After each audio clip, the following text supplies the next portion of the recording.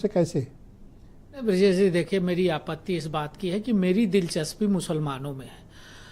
2014 में जब देश के प्रधानमंत्री आदरणीय मोदी जी बने तो उनकी दिलचस्पी, उनका एक भी भाषण नहीं बता सकते जो उन्होंने देश के अंदर धर्म और संप्रदाय की बात की हो। उन्होंने सबके साथ, सबके विकास और सबके विश्वास के साथ बात की और 125 करोड़ की बात की। उसमें माननीय मोदी जी ने देश के अंदर तमाम सारे लोगों की भलाई के लिए काम किया, गरीबों के लिए काम किया, महिलाओं के लिए काम किया, मजलूमों के लिए काम किया और देश के विकास और देश के उत्थान के लिए उन्होंने निरंतर फैसले लिए। हाँ, ये जरूर है कि विपक्ष को कुछ ऐसे हमारे फैसले हैं जो धर्म के चश्मे से वो देखते हैं।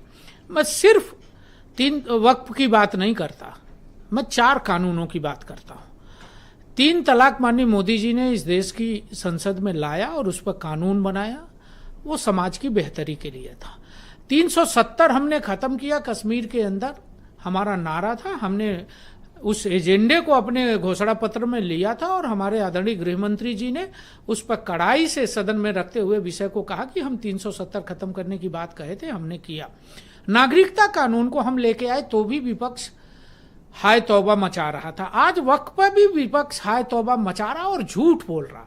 मैं जिन 4 कानूनों की बात कही, 3 तो देश में लागू है, तीनों की बेहतरी और तीनों का जो रिस्पांस है समाज के अंदर, वो इस बात का प्रमाण है कि भारतीय जनता पार्टी की सरकार, भारतीय जनता पार्टी के नेता आदरणीय नरेंद्र मोदी जी और अमित शाह जी देश के लिए, समाज के लिए, भारत के उत्थान के लिए। मुझे बताइए कि ये मुसलमानों के हक में कैसे है? आप मुझे पॉइंट्स बताइए कि ये मुसलमानों के हक में कैसे है? आज लोकसभा और राज्यसभा के अंदर बहस हो रही है, लोकसभा में कल हो चुकी है। कितनी विस्तार से इस पर चर्चा हुई है।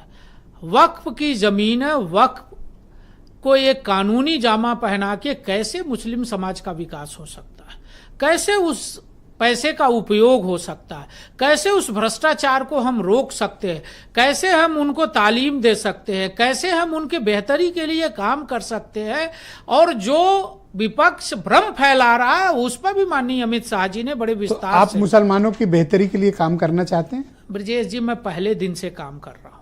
सरकार की योजनाओं का, किसी भी सरकार की योजना का 25 से लेके 50% तक लाभ सिर्फ मुसलमानों को प्राप्त हुआ। हमारे सरकार की एक भी योजना धर्म और जाति के आधार पर, चाहे वो उत्तर प्रदेश सरकार की हो और चाहे केंद्र की हो, नहीं है। लाभार्थी सभी समाज के वर्गों से है। हमने कभी धर्म के आधार पर कोई योजना नहीं बनाई। उत्तर प्रदेश की 25 करोड़ की जनता और देश के 125 करोड़ की जनता हमारे विकास के केंद्र बिंदु में है।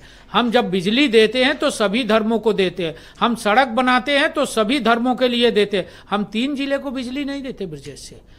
उत्तर प्रदेश में अगर दंगा नहीं होता है योगी आदित्यनाथ जी की सरकार के नाते, तो उसका लाभ मुस्लिम समाज को भी मिलता है, उसका लाभ किसी एक को नहीं मिलता। जिस पार्टी के पास एक भी मेंबर ऑफ पार्लियामेंट मुसलमान ना हो, केंद्र में एक भी मंत्री ना हो और उत्तर प्रदेश में भी एक दिखाने के लिए मंत्री हो, वो पार्टी कह रही कि वो मुसलमानों की मोहब्बत में बेकरार है। विजय जी, ये तो बहुत हास्यास्पद है। उत्तर प्रदेश में आधा दर्जन विधान परिषद के सदस्य और सरकार में मंत्री एक सरकार एक ही है। अल्पसंख्यक कल्याण का मंत्री एक ही है, एक ही विभाग है, तो हमने मंत्री बनाया है और आधा दर्जन जनप्रतिनिधियों को हमने भेजा है। ऐसा नहीं है। देखिए, चश्मे अलग हैं देखने के लिए। जब आप अल्पसंख्यक की बात करते हैं तो सभी अल्पसंख्यक समाज के आने वाले लोगों की बात होनी चाहिए। वक्फ पर आज चर्चा कर रहे हैं। वक्फ पर जो भ्रांतियां फैलाई जा रही हैं, जो समाज के अंदर विरोधी, आज अखिलेश यादव का भाषण लोकसभा के अंदर सुन लीजिए।